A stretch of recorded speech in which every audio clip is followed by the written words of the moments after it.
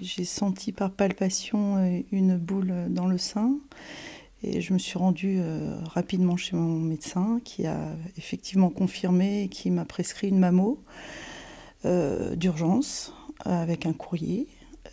Sauf que quand je me suis présentée à l'accueil de l'hôpital de Soyaux, on m'a dit écoutez, il n'y a pas de place, les vacances approchent, ce sera pour mai 2025. Mais j'ai dit non, il y a une urgence, il faut absolument me trouver un rendez-vous.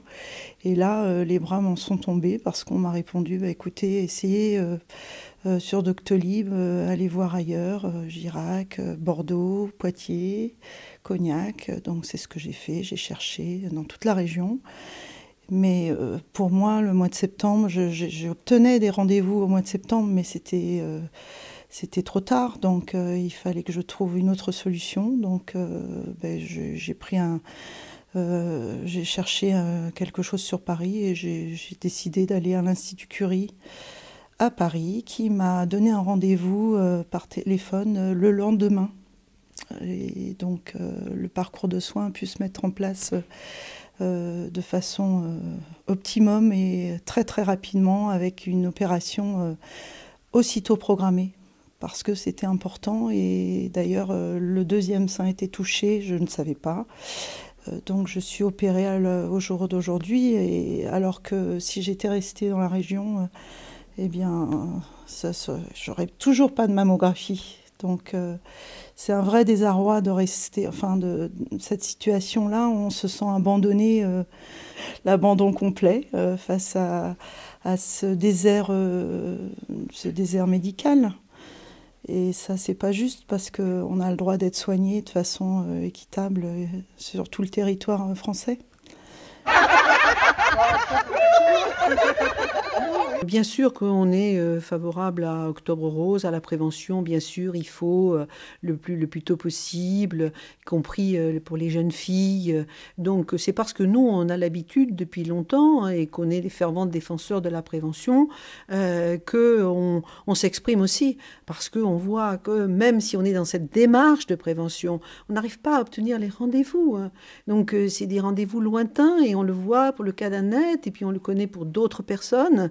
Lorsqu'il y a un problème, le fait qu'on n'ait pas pu bénéficier de cette prévention peut avoir des conséquences gravissimes.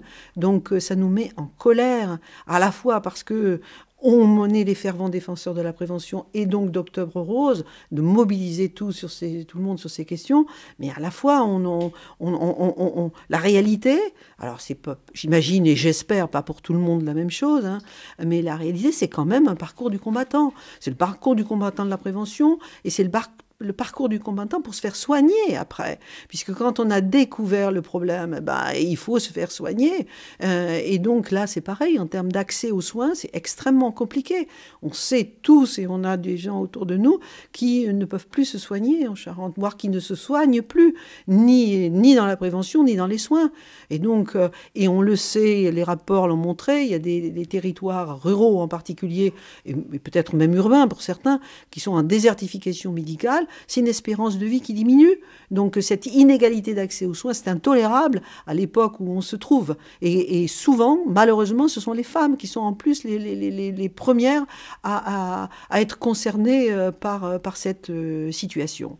Donc c'est inadmissible, c'est pour ça que notre slogan est « Mettons les seins sur la table », parce que pour montrer justement qu'on a ce courage, et je pense à Annette qui vient d'être opérée durement, difficilement, et qui a ce courage de dire « moi, mes seins, je les ai plus », mais je veux dire qu'il faut absolument les mettre sur la table pour que cesse cette inégalité d'accès à la prévention et accès aux soins.